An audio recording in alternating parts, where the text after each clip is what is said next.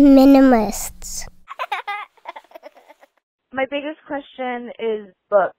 I love books so much. I really don't have a lot of books, but the books that I do have, I really love. Are in our garage because our apartment is too small to have a bookcase and share all the books with everybody, but I really do love them. I'm just knowing that my husband is going to want me to get rid of them. So that is my question, is what should we do with those? So, Nicole, yes, this is a problem for several reasons. I'll talk to you about how I store my own books, how I've tackled this problem in my own life. But Sean, do you have any advice for Nicole? Yeah, I said, get rid of the husband and keep the books. Well, hopefully he's not going to give you that ultimatum, right? And you said he wants you to get rid of the books. And I think the reason being is not that he doesn't want you to have joy from your books. It's they're taking up a lot of space in your shared space. And so what my wife and I have done together is we have 2 small bookshelves. If you go to our home tour, which you can find on the resources page of theminimalists.com, theminimalists.com/resources. You can see a home tour. Me and my wife have 2 bookshelves there. And once those bookshelves are filled up, we could very easily buy more bookshelves, or I guess we don't have a garage, but our building has a small garage in it, and we have this tiny little storage space in that garage area that could fit some books. I could cram it full of books, but why would I do that? Now, I want to talk to you, Nicole, about the way you're talking about your books. And I think if you're trying to let go of the attachment with these books, you said you love them so much. And that indicates to me that I haven't done a very good job of teaching you to love people and use things. There's nothing wrong with enjoying the experience of books. In fact, I really encourage you to do that. I think books can do some things that other mediums like film or even music can't do. And so I'm a big fan of books. And I think that's what you mean. I really do think that's what you mean. I don't think you mean you love them. I think we have a language problem, right? Because you could say, I love tacos, but I also love my husband. Wow. What does that mean? Does it mean the same thing? That if it's a difficult decision, but choosing between the two? No. Well, hopefully you don't have to choose between tacos and your husband or books and your husband, but you do need to form some sort of détente in your household. And that means setting up some limits, because otherwise, if we don't have limits, we can let everything in. If everything is precious to us, then nothing is precious to us. You could tweet that podcast, Sean.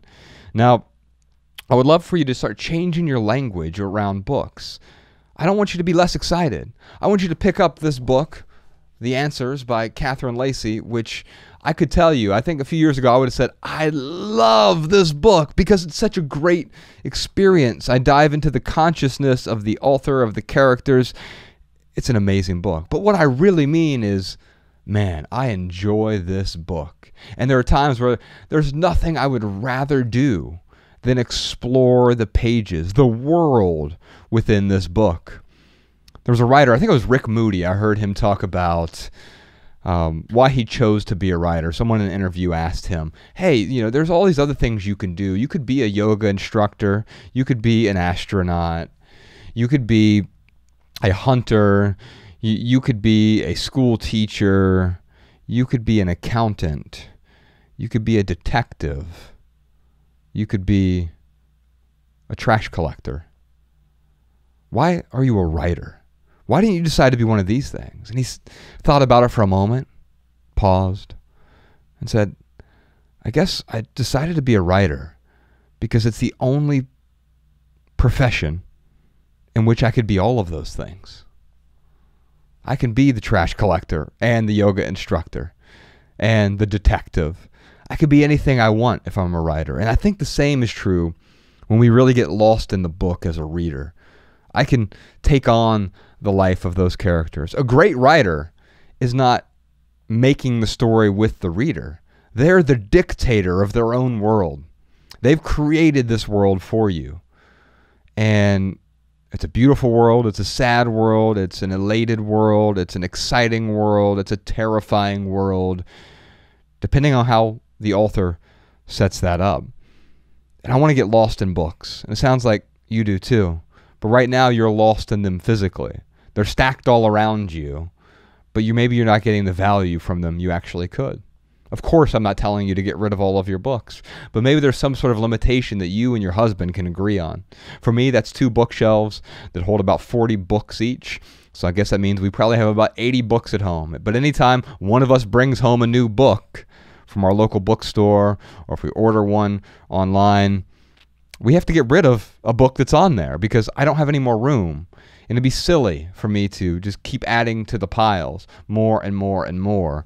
It allows me to think about a book before I bring it into my life, but also I don't treat any of them as precious. I'm willing to let any of them go, and especially if it's a book I get a lot of joy from, those are the books I let go most fervently because I want other people to get joy from those as well. So if after this Jordan were to come up to me and he were to say, hey man, I really, I've been thinking about writing a memoir, and I see you've got this book by Mary Karr, it's called The Art of Memoir. Can I read that? I said, yeah, have it.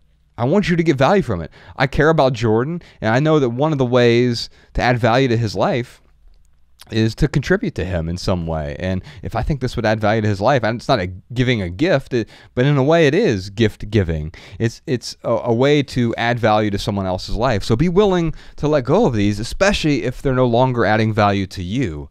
Because if they're no longer adding value to you, then one of the kindest, most compassionate things you can do for the people around you is let go of them so someone else can get value from those books. Speaking of books, Nicole, I'm going to send you a copy of one of our books. That might sound cruel at this point, that I'm sending you a book and you're dealing with a collection of books. So maybe instead of the print book, which I have here, it's my favorite book that we've ever written. It's called Everything That Remains. It's a 5-year journey of me and Ryan being the suit and tie corporate guys to becoming the Minimalists. And one of my favorite openings of anything that we've written, I'll read a little bit from the opening of Everything That Remains. This is the first chapter, called Fluorescent Ghosts. Our identities are shaped by the costumes we wear. I'm seated in a cramped conference room surrounded by ghosts in shirt sleeves and pleated trousers. There are 35, maybe 40 people here. Middle managers, the lot of us, mostly Caucasian, mostly male, all oozing apathy. The group's median complexion is that of an agoraphobe. A Microsoft Excel spreadsheet is projected onto an oversized canvas pulled from the ceiling at the front of the room. The canvas is flimsy and cracked and is a shade of off-white that suggests it's a relic from a time when employees were allowed to smoke indoors. The rest of the room is aggressively white. The walls are white. The ceiling is white.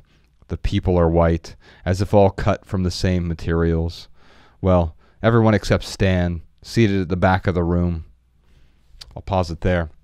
But I hope you enjoyed this copy of Everything That Remains. If you like our podcast, I think you'll really enjoy the audiobook version, and that won't add to your book clutter. Or if you want the ebook version, we're happy to send that to you as well, Nicole.